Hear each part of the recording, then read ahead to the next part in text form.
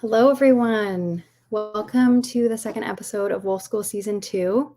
For those of you that tuned into our first class with Dr. John Vucetich, welcome back. And for those of you that are newcomers, we're really happy to have you. If you're interested in watching the first episode, you can find the recording on the YouTube channel that you are currently watching from. And my name is Chelsea Greer. I work with the Raincoast Conservation Foundation. We'll give it about a minute to let people arrive and settle in. If you're calling in from YouTube, you can use the chat function to participate in this talk today. So as you sign in here, please let us know where you're calling in from, perhaps whose ancestral territory you might be on right now. It's always really interesting to hear where folks are calling in from.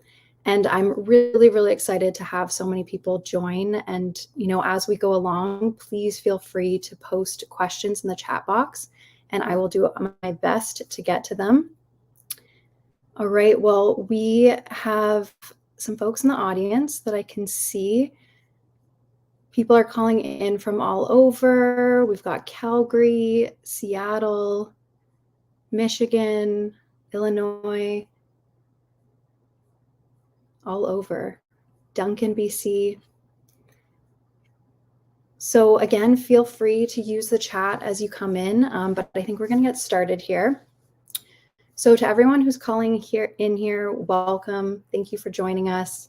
My name is Chelsea Greer, and I work for the Raincoast Conservation Foundation as the director of our wolf conservation program. And this is the second class of our second series of Wolf School. So during 2020 in the pandemic, Raincoast hosted our first rendition of Wolf School, which you can find on our website at the link below. I remember watching the last season as a grad student in isolation, so I am beyond excited to be given this opportunity to host this season of Wolf School. So thank you so much to everyone for joining us. This season, we will be exploring the role of animal welfare and environmental ethics in wolf conservation research, policy, and practice. You will be invited to hear from and pose questions to a range of experts, including wildlife photographers like today. And before I get started, I would like to begin with a territorial acknowledgement, as it is important that we acknowledge the lands on which we're engaging on. As an organization, Raincoast works to protect the lands, waters, and wildlife of coastal British Columbia in Canada. And I know we may have some folks calling in from different parts around the world who may not know this about BC, but today most of the province remains unceded sovereign native lands, and this means that this land was never surrendered, relinquished, or handed over in any way. So I am here on this land as a settler. My family names have roots in England and Scotland. I just want to acknowledge that I occupy stolen, unceded Indigenous lands belonging to Coast Salish peoples, and today I'm hosting you from the shared territories of the Tsleil-Waututh, Squamish, and Musqueam peoples, also known as the City of Vancouver. So I also want to welcome all of you to make your own land acknowledgements in the chat box. And again, audience members are tuning in today using YouTube, and like I said at the beginning, you can participate by entering any questions you might have into the chat on this platform. I'll be monitoring the chat throughout the session, and I'll collect as many questions as I can to pose to our guest speakers throughout the hour. And Raincoast is running this Wolf School in collaboration with the Wolf Conservation Center, and we are going to be joining them next week on March 29th for our third episode, which happens to coincide with the anniversary of the return of Mexican gray wolves to the wild. So a big thank you to them, and thank you to our colleagues at Raincoast and everyone that has been sharing information about Wolf School. We greatly appreciate any support. Now I'm going to bring in our speakers. So it's my privilege to introduce our guest speakers today, Melissa and Marcie. Melissa is a Vancouver Island wildlife photographer who has been taking photos since the age of 17. She has documented 9 different species of cetaceans, along with wolves, bears, sea otters, and countless species of birds and intertidal life. The ocean is her true passion, along with everything that interacts with it.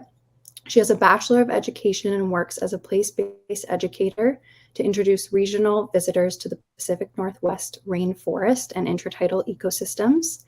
Marcie lives off-grid with her husband, and in the summers you will often find her gardening if she doesn't have a camera in hand. And Melissa is a wildlife photographer, writer, and conservationist. She believes that photography can be both a fine art and a powerful vehicle for storytelling, and considers herself a wildlife biographer as much as a wildlife photographer.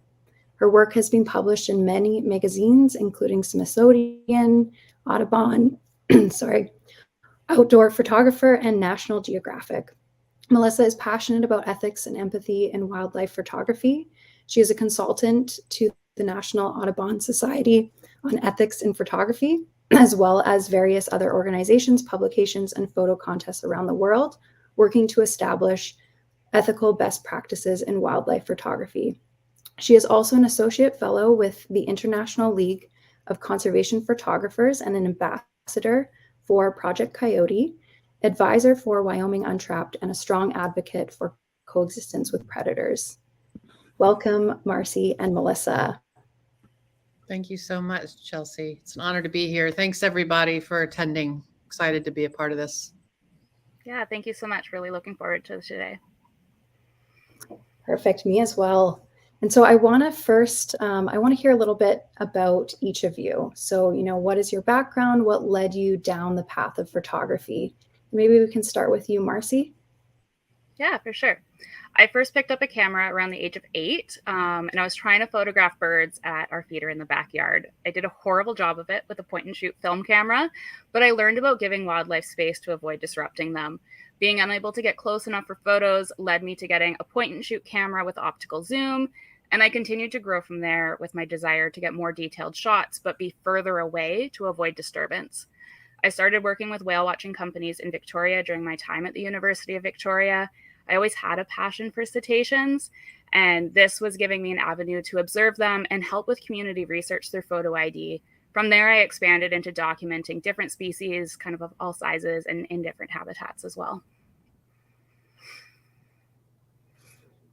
Great, thank you. And what about you, Melissa? What's the question? How did I get into photography, basically? Yeah, I mean, like what your background is, kind of what led you down this path, essentially. So my background is, I've sort of done a lot of different things in my life, but I have a background in education, a master's in education, and I was a teacher for years, and I worked in sort of educational consulting and research for years. And then I completely changed my life in 2000 and moved to Ithaca to work for an elephant scientist based at Cornell, a woman, Katie Payne, who used to study whales, Marcie, and maybe you know about her and her husband, Roger Payne, discovered in the 60s that humpback whales sing songs. And then she went on to study elephants, and she discovered that they partially communicate using infrasound. That is, sound that's so low, it's below our level of hearing.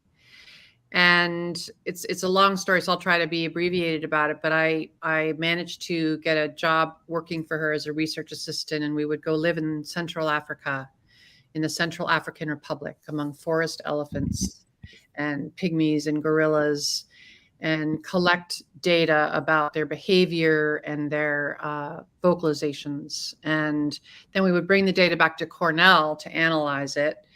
And it was an incredible experience working for her and learning so much about animal behavior, because I didn't have any background in that, but she sort of saw something in me and she took a chance on me because she saw that I was really passionate about animals and about learning about animals. And I volunteered for a little while, and she found the money to pay me. And then in 2005, I quit to have my little girl, Ruby, who's not so little anymore, in 2005. And when she was about 3 years old, I decided to take up photography as a hobby. And I just took a basic digital photography class at a local community college.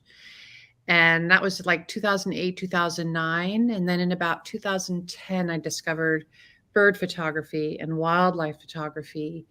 And I just became completely obsessed. It's all I wanted to do and practice and learn about. And so I really steeped myself in it. And then I sort of turned pro in like 2013, 2014. And I started getting assignments for magazines, and I really transitioned into a conservation photographer around that time. I really became very passionate about using my photos to advocate for wildlife and the habitat that it so critically needs. You know, I just was kind of tired of does the world really need another pretty picture? What can I do with my photos? It's going to help advance the things that I really care about. Anyway, I'm sorry, I got into a little bit of a longer thing maybe than you meant, but yeah, that's basically how I got into photography. So I've been full-time pro wildlife photographer for about a decade now. Yeah.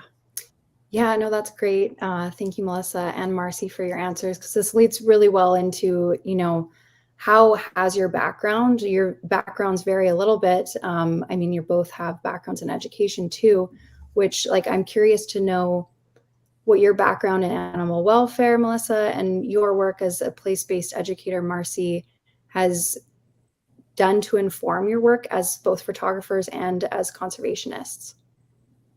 And maybe we can start with you again, Marcie. Sure. So as an educator, I don't want, like Melissa said, like not just another pretty picture. Like that's great and all, having these beautiful photos in the world, but what purpose are they going to serve? I want them to help teach about the interconnectedness of the ecosystems we're in and the wildlife that's connected there. So I'm really looking now at how my photography can help community science projects and help researchers, whether that's through photo ID or documenting wildlife that's hard to access, and things like what are they feeding on. Sometimes that's using wildlife cameras instead of, you know, my handheld camera, just so we can observe these animals in the least obtrusive way possible. But I use a lot of my photography in my education. Sometimes you can't get your students out to see exactly what you're talking about, but if I've been able to document it in the past, we can look at those photos at least as well. That's great. What about you, Melissa?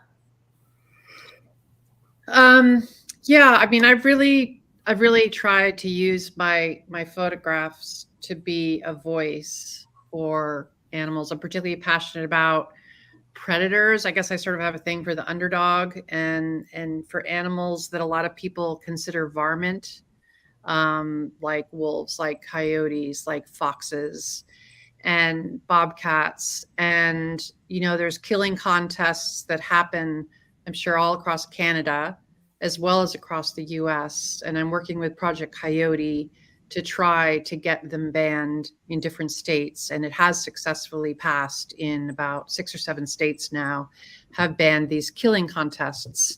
And I'm not anti-hunting. I completely support ethical, sustainable hunting for food. And in many ways, I think it's more ethical and humane than factory farming in all ways.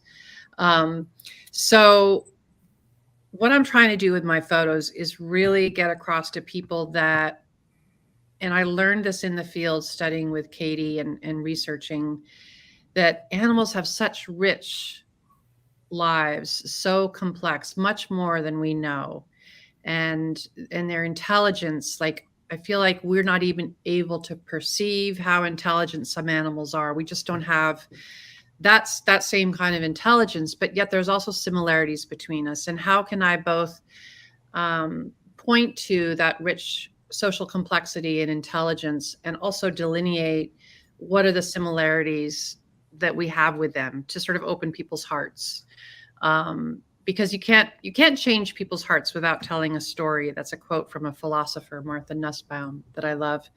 And if we can tell stories with our photos and help people to see that animals have emotions and they feel fear, they feel love, they feel attachment.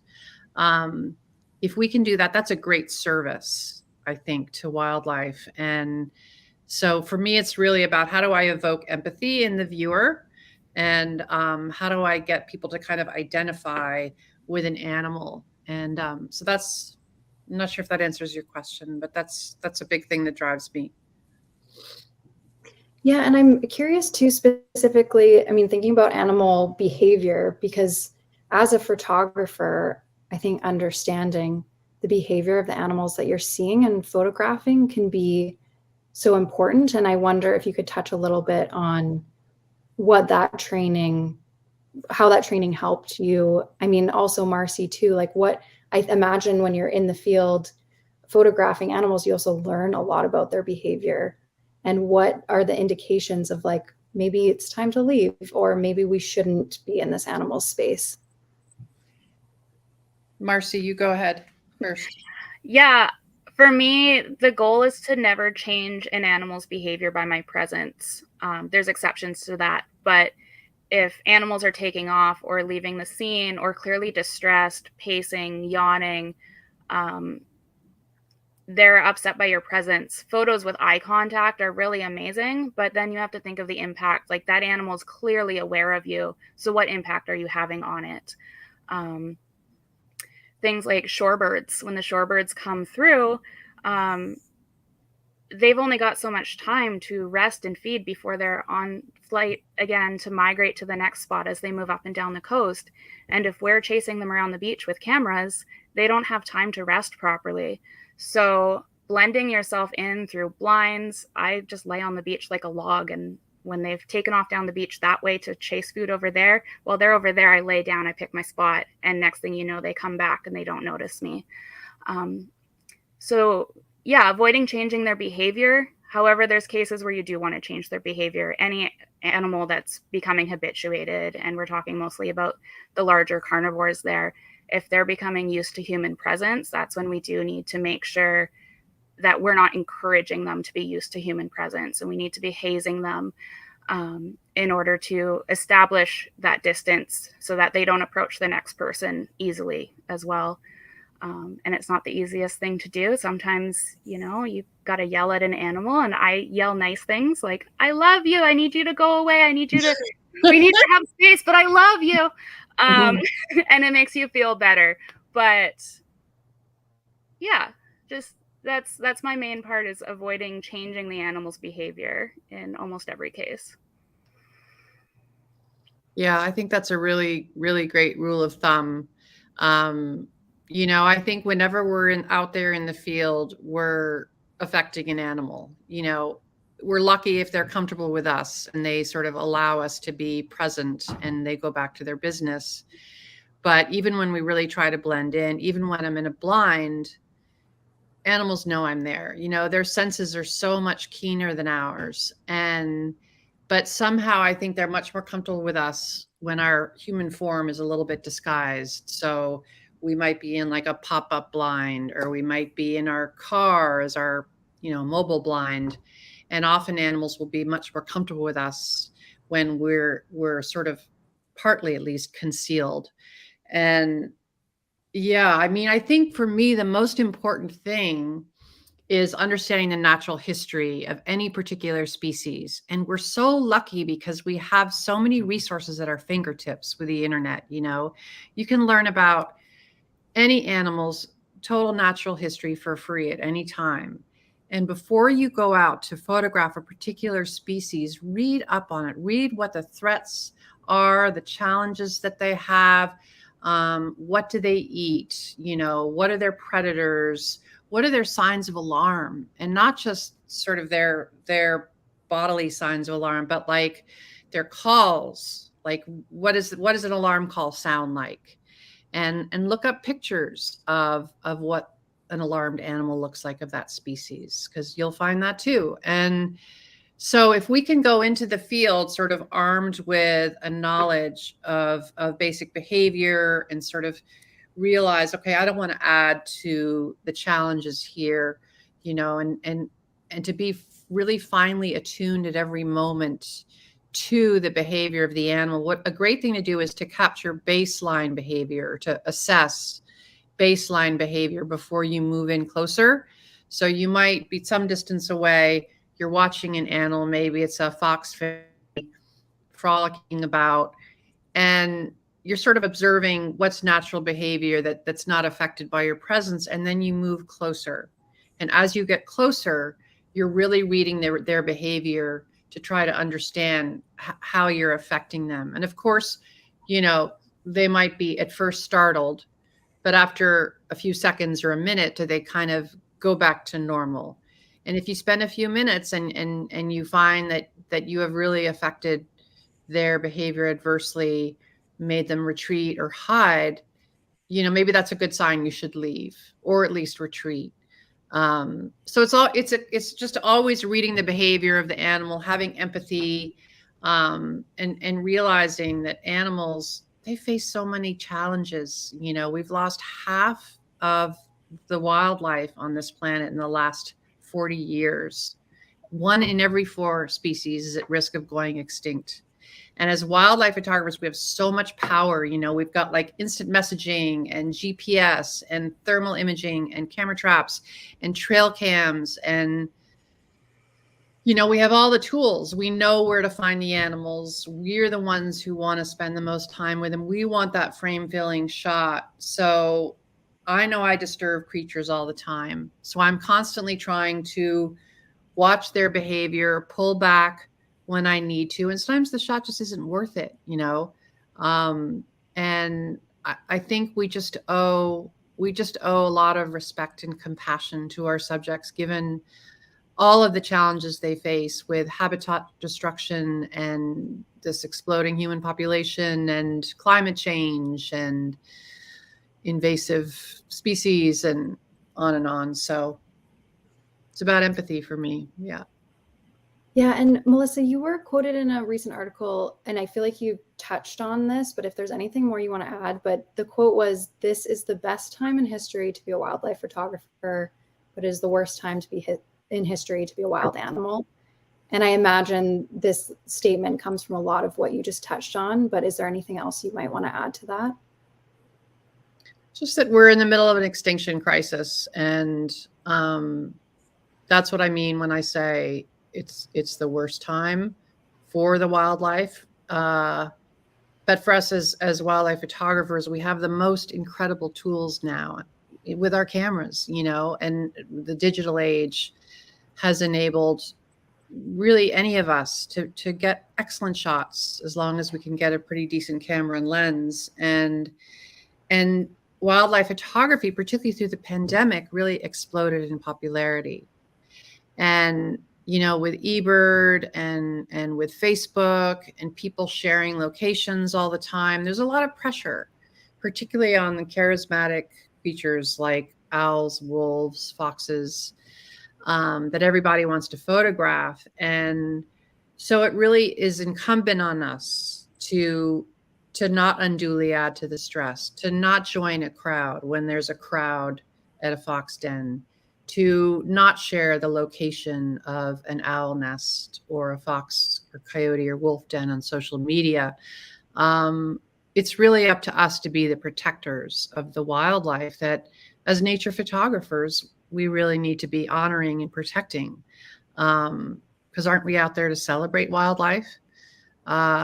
So when I first started getting into photography and I started seeing the shortcuts some people were taking, not a lot, but some people were taking at the expense of the animal to get the wow shot.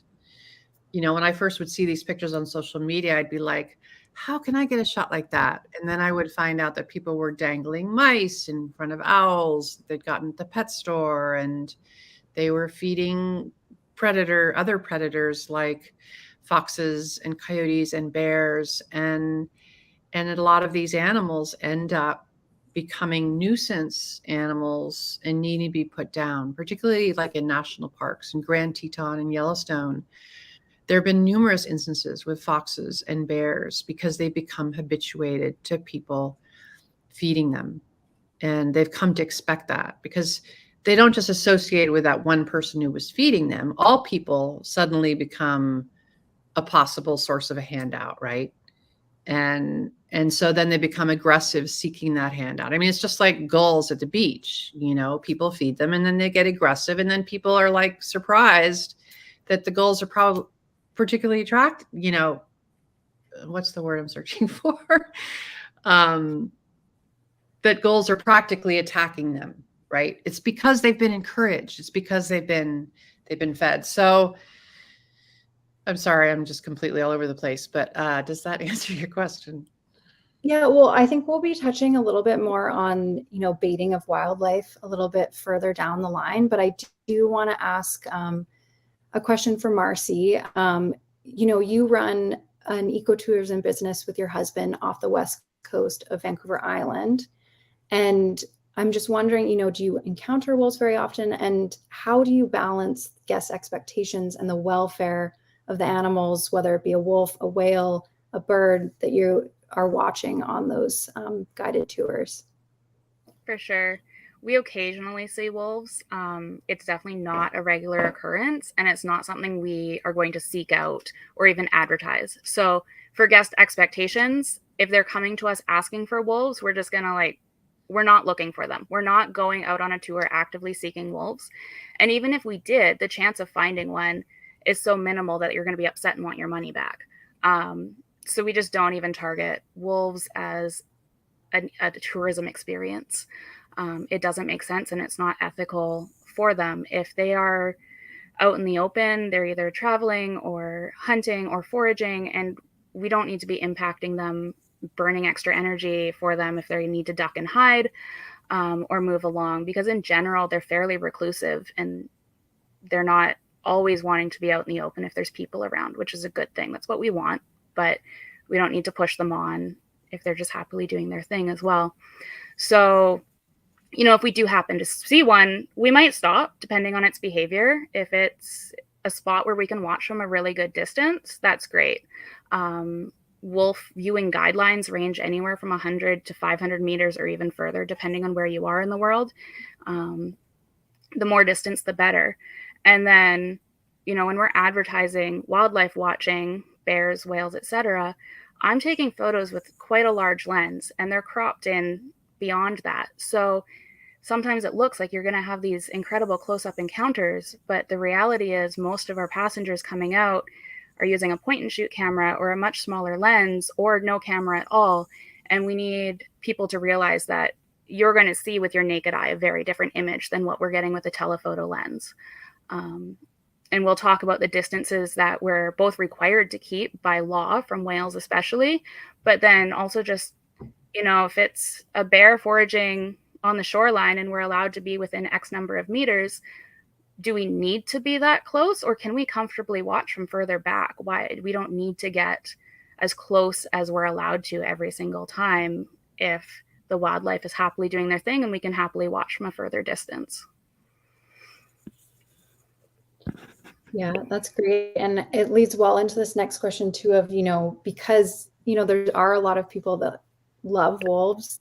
They have an immense sense of curiosity and love for them. I mean, who wouldn't? They're fascinating and majestic animals. But I think these feelings can sometimes fuel the desire to have that close encounter with wolves and sometimes even feed them.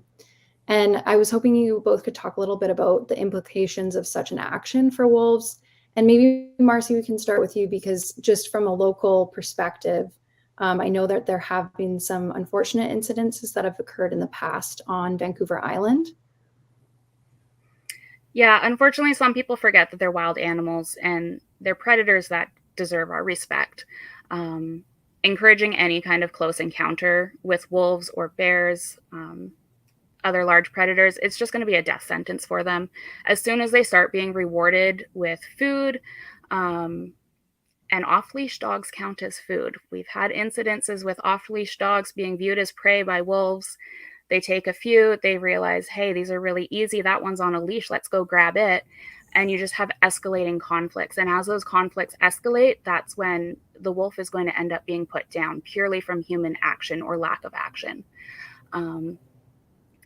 Any case where a wolf or predator starts becoming comfortable with humans as a result of food habituation and we get food conditioning, we have to push back with hazing. And that's where getting conservation or parks, whoever the governing body is there involved, the guardians of the nations whose territory you're in, making sure that we can take the steps to protect that individual before it becomes a death sentence for them. Because in a lot of cases with professional hazing, basically, we can save that individual. Yeah, that's great. And I think this leads well into, Melissa, you did touch on this a little bit in your last answer, but I'm wondering if you want to go a bit deeper into it. about like baiting for photography and like what implication that can have for those animals. Yeah, I mean, predators are pretty unique in that they're very quickly, they very quickly learn to associate people with food. Once somebody has fed them a few times, you know, it doesn't take them long at all to sort of extrapolate to everybody and think that they could be a source of food. And I know that there are certain places in the country where it's sort of almost an accepted part of the culture to feed the foxes there, for instance, and it is a death sentence. And it's not just because the animals become nuisance animals necessarily, but they also haunt the edges of roads because a lot of people are feeding from the car, of course. And so many of these animals are killed by cars. And, you know, I think the most important thing we can ever say about any of these animals is the kindest thing that you can do for them is to keep them utterly wild. That means not handing them any food, not pretending to hand them food.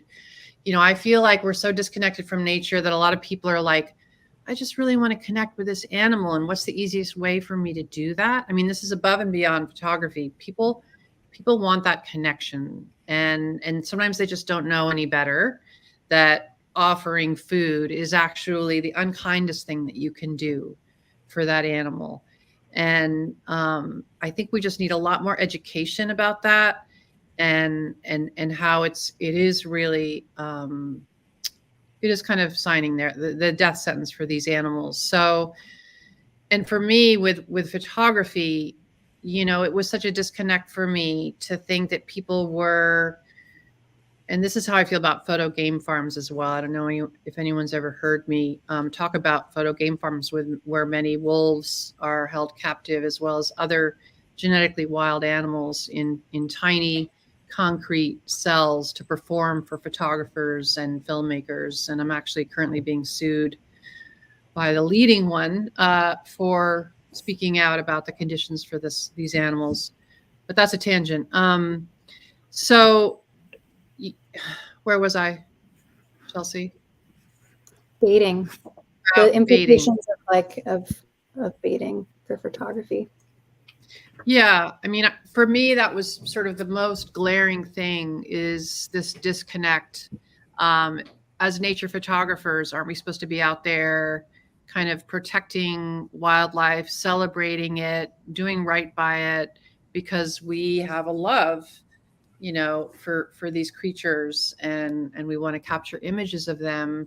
So why would we purposely do things that were really going to be very harmful to them? And so I wanted to bring that more into the discussion of ethics. I served as ethics chair for the North American Nature Photography Association for several years, and helped get baiting, you know, rules about no baiting allowed in photos submitted to contests and all that stuff. And I've worked with many contests around the world and magazines and organizations to speak out against baiting of predators in the use of photography, because it's something I'm just really passionate about. I just feel like it's just really easy to avoid doing, and it's something that I wish all photographers would sort of hew to in service to the animal. So I've worked to educate people a lot about that, and it's definitely something I'm really passionate about. Yeah, that's great. And we're having some questions come in from the audience, and I think this flows really well into Sam Phillips' question. How can we, or how do we hold photographers and filmmakers accountable for their impact on wildlife in a whirlwind social media and media landscape like today's? Marcie, do you want to start? Go first. Sam with the hard hitters.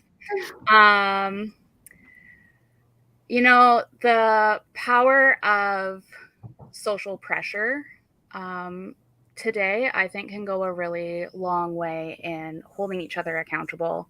Our networks as photographers can be really tight.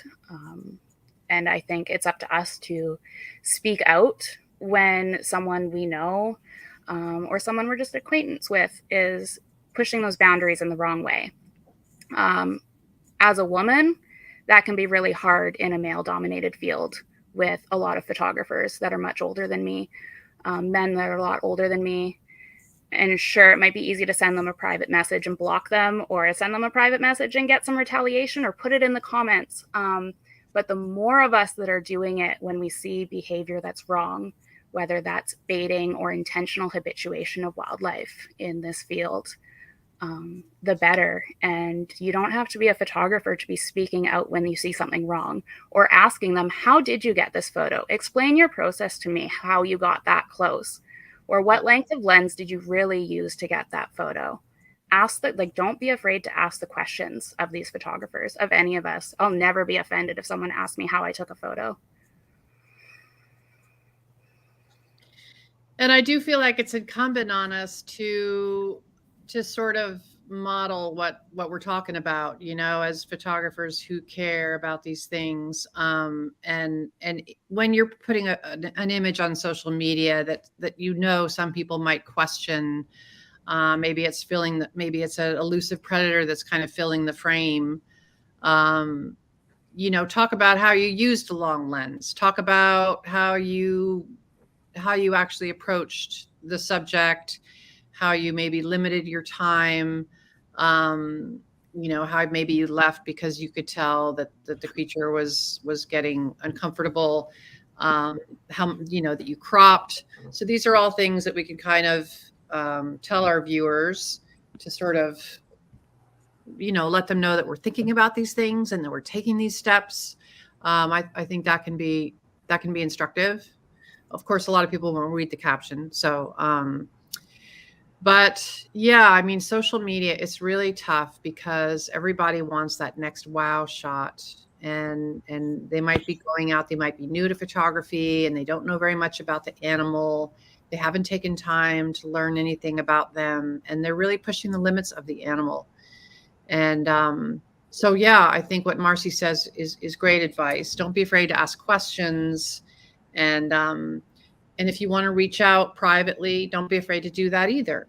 If you're uncomfortable with that, if you see something in the field, it's a different matter. You know, if you see that an animal is really being harassed, mistreated, fed, what have you, try to start a polite conversation and talk about why such things might be a stressor, might be not in the animal's best interest. It's easy for me to say, you know, when I get in a situation like that, I can be a little bit of a hothead because I just, you know, I'm just worried about the animal and I think I know the best, you know, and I think that comes off not great. So I've sort of learned to temper that a little bit. But, you know, if you see something really outrageous, like there was this famous photographer, David Yarrow, who was in Grand Teton, and his assistant was feeding the foxes there.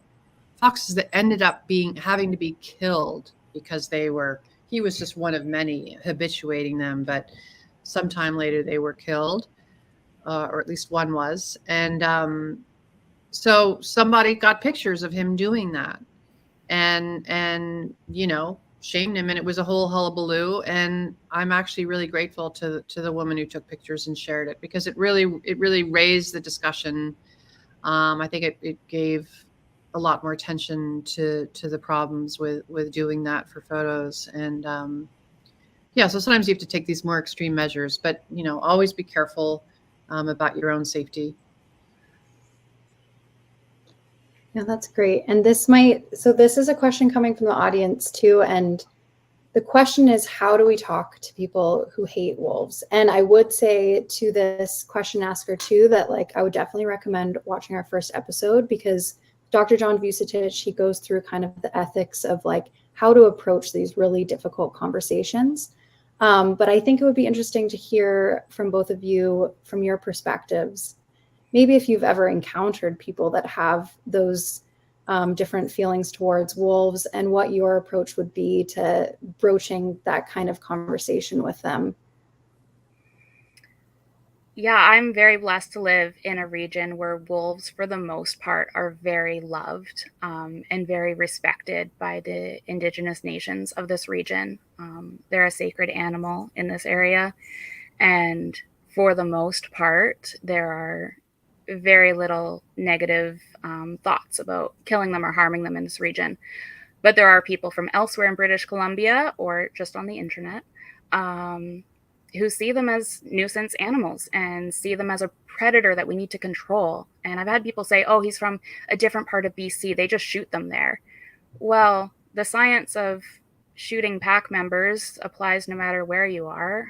It's not going to help the situation. It's going to increase the population as they reproduce. Mm-hmm. And you're not solving any problem. You're making your problem worse rather than just letting things happen naturally in that ecosystem. Most of the problems are human caused when it comes to that. It's habitat loss. So knowing your science, knowing the research behind some of the things that they claim are problems can really help, because you're countering what's probably just a fear with facts. It can be really hard because we're just as passionate about loving them as they are about hating them. But facts tend to be what's going to get through that conversation, because our emotion countering their emotion won't get very far in that conversation. Yeah, I'm totally with you. I echo everything that you just said, Marcie. For me, it's really about the science. There's no question. And the science is out there, and it has been repeated in study after study after study about not just that they will increase their populations in response to persecution and just slaughter, but they're such an essential part of the ecosystem, you know, and I think casting it in that light about how everything is so connected and they are such a vital part of the web of life, and the way that they're able to keep mesopredators or rodents at bay, you know, controlling their populations. And for me, it's really just about like that they lend just total magic to our landscapes, you know, just knowing that these creatures are out there. I mean, obviously a lot of people don't feel that way, but if you can teach them to coexist, teach a lot about hazing. Project Coyote has incredible resources, in particular about the science. So if people need to really kind of lean on the science, if they go to Project Coyote's website, you'll find a wealth of resources there that can be used to combat this fear and ignorance, and is really based on serious science, you know, with wild canids. So yeah, but then again, some of these people who are really the most avid wolf haters, they don't care about science, you know, and that's, I feel like those people are kind of hopeless. You know, but I think there are a lot of people kind of in the middle that just need some education and need some just solid facts, and to understand how everything is connected and how we need to really honor that, because the whole ecosystem is going to collapse if we lose our predators. I mean, here we don't have enough predators in the Northeast, and the deer are just exploding and overbrowsing vegetation, and really affecting populations of songbirds. And it's just what we've created is really problematic because of this just irrational,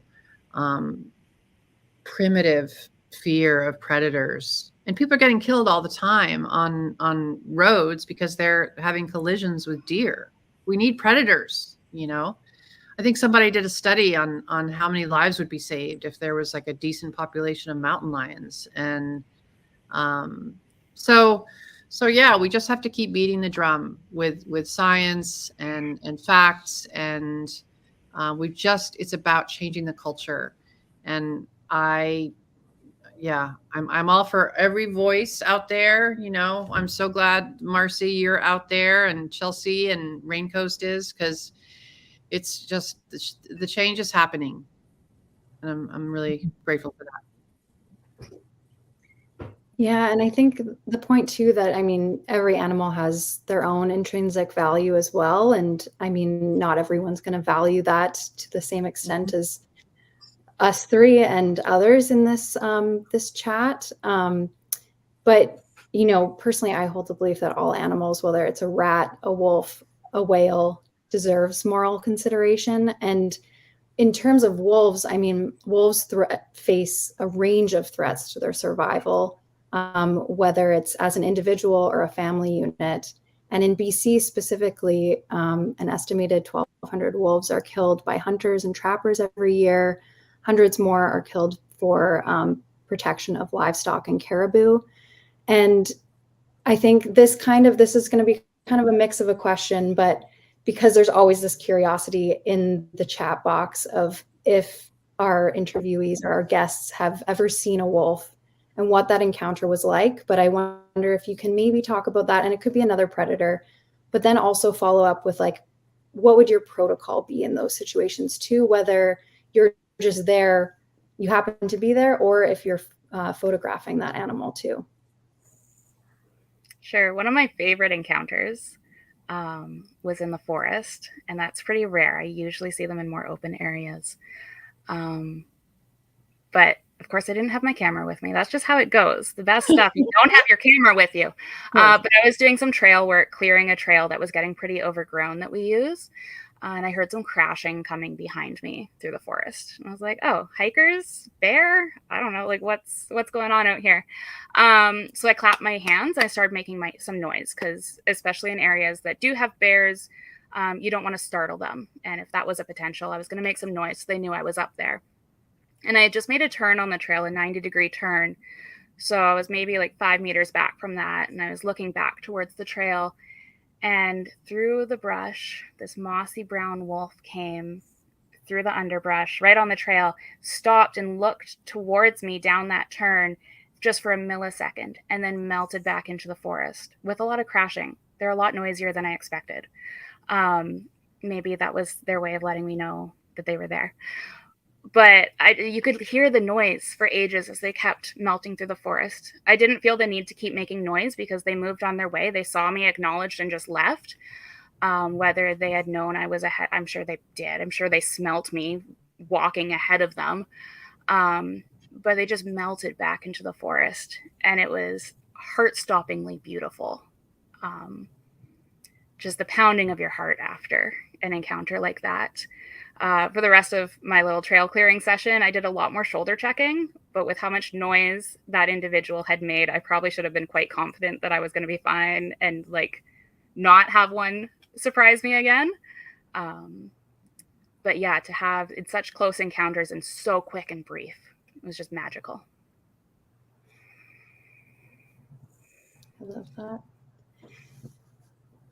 Yeah, and I don't know if, Melissa, if you want to share anything. I know you've had more encounters with smaller predators, even work with coyotes, because I think the parallel there too is like, I mean, wolves and coyotes and predators in general face a lot of persecution. And I think that is reason to give them not necessarily a special consideration, but really be mindful of what your presence can do in the presence of a predator. Because if they become, like you've both kind of comment on, habituated to your presence, I mean, that can lead to them being comfortable around other humans that might not have a camera in hand and might have a gun in hand.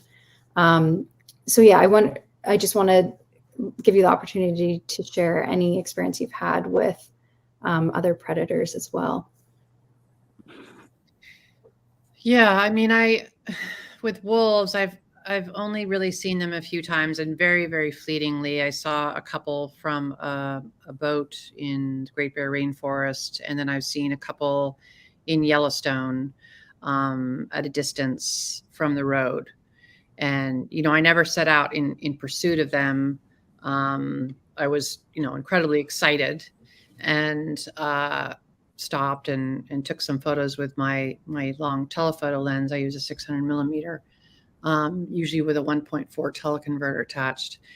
But yeah, you know, it's it's definitely tough, because if you have sort of a cooperative animal near you, like let's say it's a coyote or a fox, and you have an opportunity to get some nice shots that you feel like, okay, I can use these photos. I can use these photos to advocate for this animal. I can tell a story about the animal, and I can help people to see that this is a unique individual with its own personality and its own needs and fears and desires. And but how do you balance that? And that's something I still struggle with. Like when I put up a blind near a fox den, or at some remove from a fox den, if the animal knows that I'm in there, am I somehow getting them accustomed to humans and thinking that we're okay? Because we're not okay. A lot of us are not okay.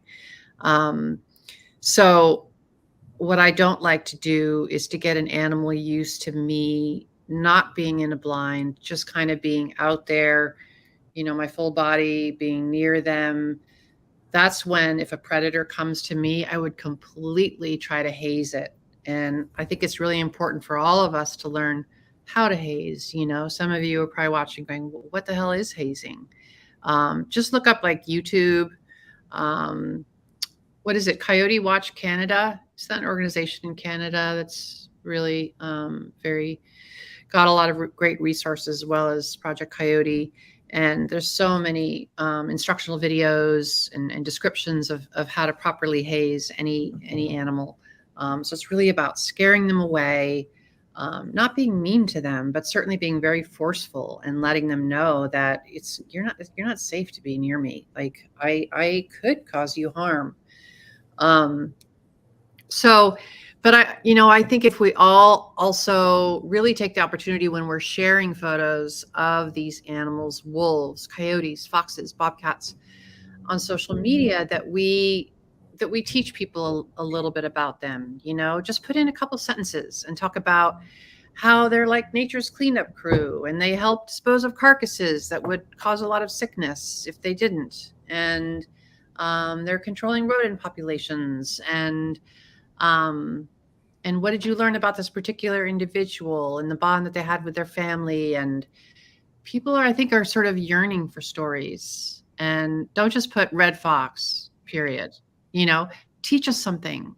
Teach us something about the essential nature of that animal, and why you found that animal special, and why we need that species, a living, breathing part of all our natural communities, because they are. Yeah, great. Thank you for that. And I think an important component of all this too is, as professional photographers, you've mentioned too about how shots look, if they look really close up. I think would be great to kind of understand a bit more about what's in your bag, what equipment that you use. And maybe Marcie, you could start, and I know that it's really important to also acknowledge different protocols on the land in which we are recreating, photographing. So maybe you could touch a little bit on that as well. For sure. So I'm using a Nikon D7500 right now, and a Sigma 150 to 600 millimeter lens.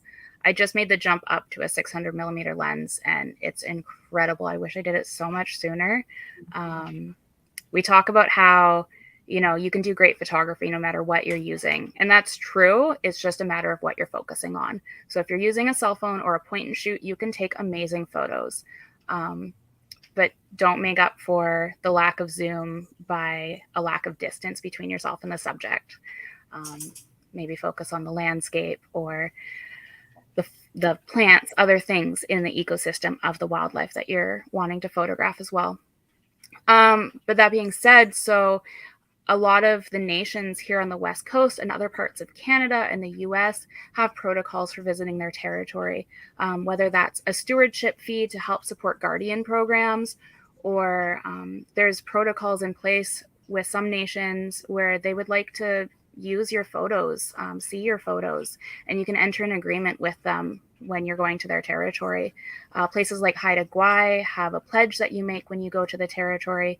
So researching the lands that you're traveling to, the lands you're living on, whose nation's territory are you on?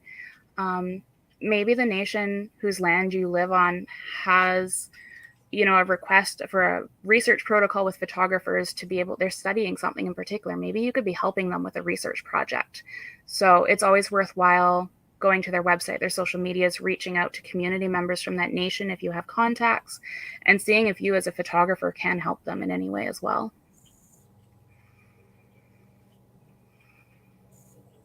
Great. And Melissa, what is in your bag? And then we're about 5 minutes to the end, and I have one final question that I'd love us to end on, but I also really want to know what equipment you use.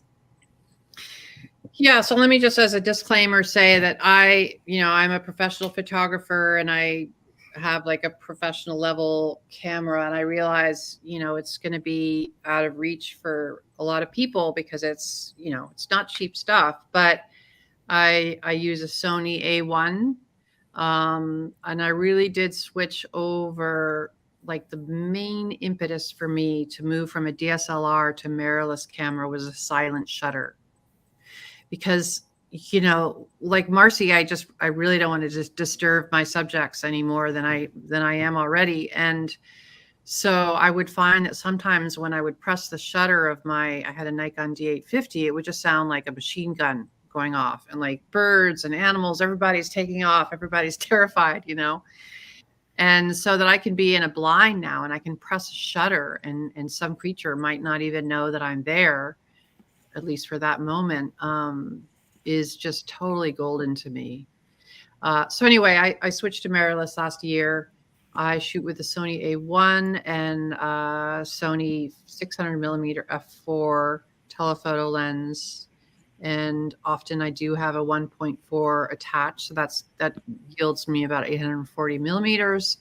And I do definitely crop, I don't have a problem with doing that. And so I'm just always trying to think about distance, from the subject, so that they are as comfortable as possible, because it's really in my own best interest too, right? It's not just in the animal's interest. It's in your interest for the animal to be completely relaxed with you, because then they won't take off, because then they're going to engage in natural behavior, like preening or playing with their young. And that's when you're going to get the good shots. That's when you're going to get something unique, is when an animal is completely comfortable with you there, and or doesn't know you're there. So yeah, I definitely am a big fan of people using long lenses. And there are some that are a lot more in reach, and there's bridge cameras that are sort of this all-in-one camera that are really affordable, that have long lengths available. And then there's also Tamron and Sigma, these sort of third-party lenses that actually do quite well. People take amazing shots with them. And so yeah, I think there's just such a plethora of choices out there for us now. And you could buy something used on eBay or from a reputable seller like Adorama or B&H, and they sell used gear. And so yeah, I just don't want people to be discouraged when they hear what I have, because I think there's a lot of really good choices now for people. I also do have other lengths of lenses. I have a 70 to 200 millimeter, 200 to 600 millimeter, 24 to 70, 90 millimeter macro, and I think it's a 16 to 24. So I have a range of lenses. The 600 is kind of what I reach for most often, but I'm trying to push myself and use shorter lenses. I think when you really share a larger view and depict an animal in its habitat, that can tell a much more compelling conservation story. And, I know it's hard for people who on Instagram, they really want it like the in your face thing, but don't be afraid to show an animal in its environment, because that's a really important story to be telling. Great. Well, we're really close to time. And I want to finish with one question, but I'm just kind of going to wrap up and then allow both of you to kind of give your like 1-sentence answer to this last question. So I do just want to thank everyone in our audience for taking the time to join us tonight. We really appreciate all of the comments and the questions. And I do realize that I didn't get to everyone's questions.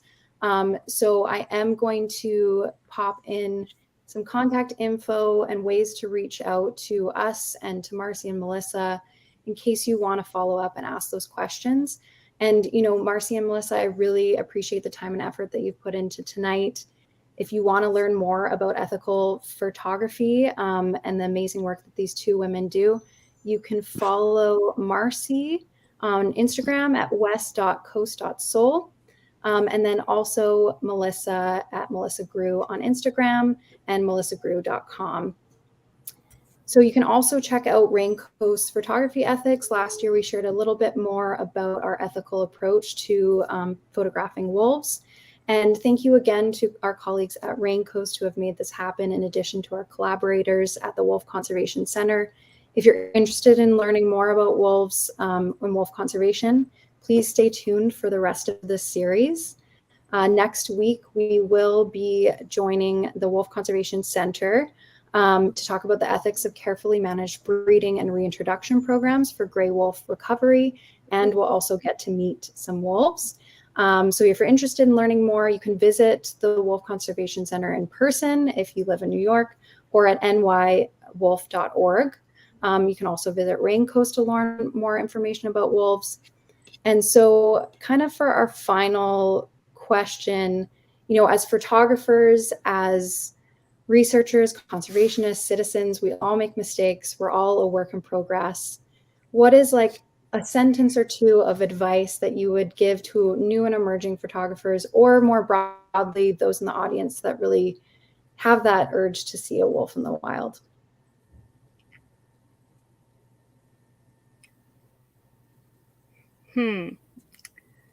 Melissa, do you want to go first? No, you go first. I'm going first the whole time. So my general advice is shoot every day. Take pictures every single day. And then the second half of that was like seeing a wolf in the wild, for people who want to see wolf in the wild. Set your expectations. Like I was saying with like ecotourism, it's, you know, people will go on vacation to areas with wild wolves and spend a week out there and see nothing. It's quite possible. There are so many things in that ecosystem to focus on. And if you happen to see a wolf, that is incredible. But take in the beauty and photograph everything else around you at the same time. And remember, the wildlife comes first. Perfect. Okay, my turn. So I would say, it's funny because Chelsea kind of took the words out of my mouth. We are all a work in progress. You know, we're all going to make mistakes. I make mistakes all the time. But if we can go out there with heart and with empathy, and we're armed with some knowledge, we're going to be ahead of the game. And just practice empathy and grace, and finally, I just want to say, keep it wild. You see, you know, especially a wolf, just keep it wild. You know, that's the kindest, bestest thing you can do. Great. Well, I think that's a great note to end on. Thank you again to everyone, and to Marcie and Melissa, and hope to see everyone next week. Thank you, everybody, for coming. And thank you, Chelsea and Marcie. Yeah, thank you so much, Chelsea, for hosting, Raincoast for hosting, Melissa for joining me on this. I've been reading all the comments. Thank you, everybody, for all of your thanks and appreciation there. It's been really neat to see everyone's insights as well. Thank you, everybody. We're going to stop off now. Bye, everyone. Bye-bye.